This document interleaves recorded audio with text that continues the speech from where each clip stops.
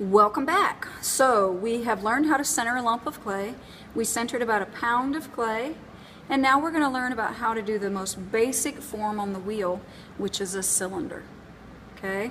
You start with a centered lump of clay, so we'll just double check that it's centered. Remember that Ms. Town told you that you center fast and everything else is medium to slow speed. So we're just going to double check with our hand, making sure that it's even, consistent spacing between the lump of clay and my finger, which it is. And so now we are ready to open our clay. And if we're looking at our chart on the wall, we're actually going to be referencing step 5. So what I'm going to do is I'm going to take my hands, position myself in brace position. Brace position is when your elbows are touching your knees. I'm going to have the front of my fingers touching my lump of spinning clay. My thumbs are going to go to the center, and I'm going to begin by pressing down. Notice that I never do this, and I certainly never do this. We don't do any drill bits or single-handed things in pottery. You want to have balance and stability, and your hands should always work together as a team. So I'm going to press down on my clay. It does take a little bit of force to get it to go in, and then I'm going to gently lift out. Do everything slowly and with purpose. The clay responds to your body. If you're very abrupt and move quickly, then the clay will know that, and it will get off center. So I'm pressing down. When we're first beginning a cylinder, we want to have about 1/4 inch of clay left at the base. What we're going to be making is the form that we use to make many things in ceramics, like mugs or vases. To check and see if there's about 1/4 inch left at the bottom after you open, we can stop the wheel and use a needle tool to check that. Once you've been doing this for a long time, you won't need to do this step, but in the beginning it's a good idea to check. So insert the tool, place your finger over the top where it touches the tool at the end, and you can see that we have a little over 1/4 inch, so I could go down a little more if I wanted to, but that will work. Later, when we learn how to do bowl forms, we'll leave extra clay. Now there's no need to worry about the little hole that you just made. That will fill in as we work. So we have opened, and now we're going to do the next step. The next step is, of course, to compress your rim, and we want to do this frequently. Every time you stop or pause, you should compress your rim. Compressing your rim is where you take your left hand, position your pointing finger and your thumb on the outside, and then you're just going to take your right hand and you just gently lay your finger over the top. You don't want to compress it or push down and distort your little opening. You just want to have it even, like this. And what that does, compressing the rim, helps keep your form on center. So I have now opened this way with my thumbs, and I need to stretch my bottom and make it flat. So with my fingers inserted inside, what I'm going to be doing is pulling back towards the pad of my hand like this to create a flat base. So I'm pulling open and opening my form, gently lifting my hands, and I'm going to compress my rim. Okay?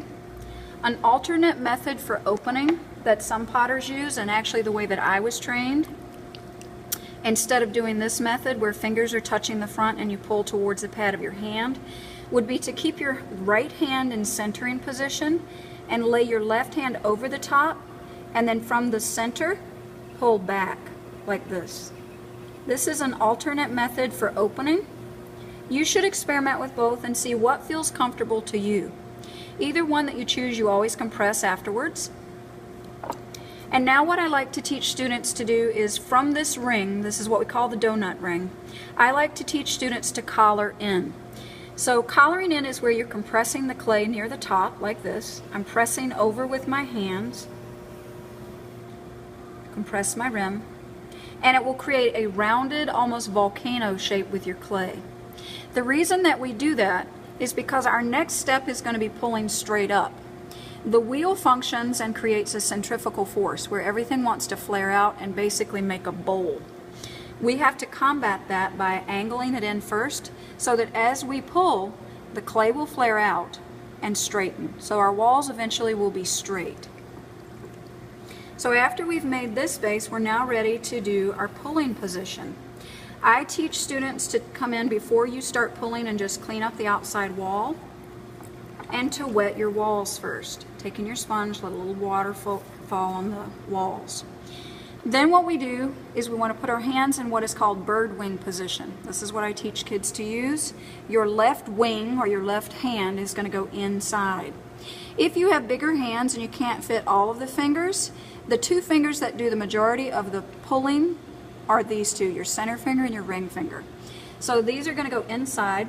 On the outside, for small forms like this, it's okay to use fingertip to fingertip. When you do larger pieces of clay, you're going to need to use your knuckle. This is called knuckle pulling.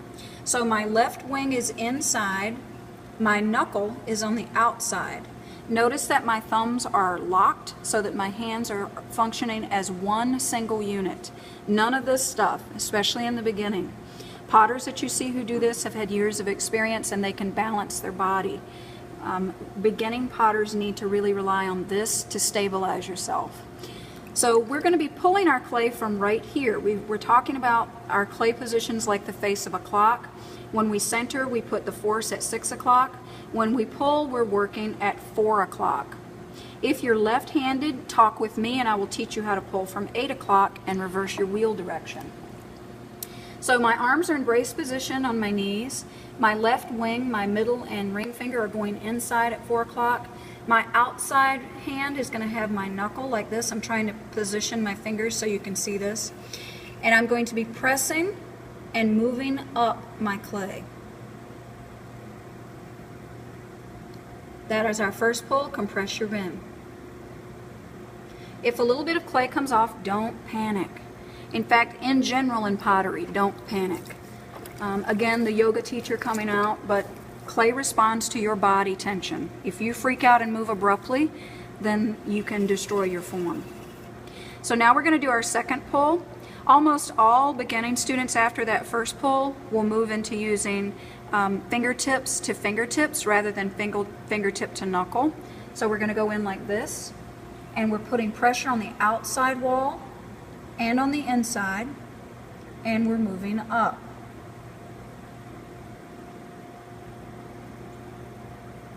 Compress your rim. Okay, and you can see that it is elevated in height even more.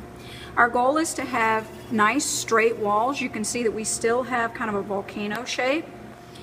I am letting my outside right hand push in more than my left hand. When we make bowls, we reverse that, but for cylinder forms, your outside right hand has to be the boss. So I'm going in now. Sometimes I reference this as the fish mouth position because you're letting your fingers kind of work together, and I'm pressing and going up with my form. Compress. I'm keeping this straight. The reason I like to clean off the base before my pulls is because if you have a really thick bottom of clay that flares out here at the base and then you begin to push, there's no pressure here, but then you reach a certain point where you have a thin spot because all of the pressure will start, and then students tend to tear off their forms. So I'm going to do one more. Make sure my walls are nice and wet. If it gets off center, compress. I'll do one more nice pull, and then I'll teach you how to clean up your cylinder to make a beautiful, beautiful mug shape. So this is just straight walled. Compress your rim. Clean the base. What I teach students to do for their final pull, okay, is to use a wooden rib. The final pull will again be at 4 o'clock. Some students find that it's very helpful to collar in slightly near the top before they do this pull.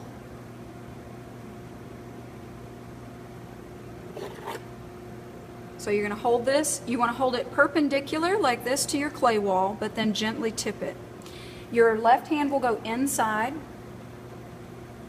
Notice that my left thumb is reaching over for its buddy on the outside on my right hand. And I'm just going to basically create my last pull with the rib to make a nice straight wall form, and compress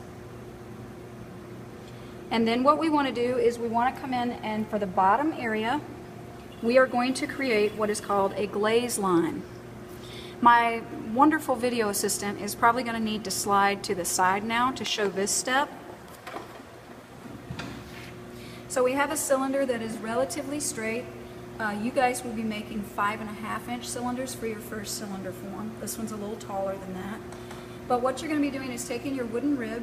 We've done our perpendicular pull like this at 4. Now we're going to come in and create our glaze line by letting our rib, who's going to turn into a mouse, see the little mouse's nose and mouth? He's very hungry. He's going to come in at the very bottom, and we're going to let the mouse eat the cheese. Okay? That undercut area will tell us where to stop our glaze application. And then you can either use the rib or you can use your finger to just clean that down if it bothers you, if you don't like that roll. Clean that up so that it looks pretty and precise, like that. Okay? And that's our 5-inch cylinder.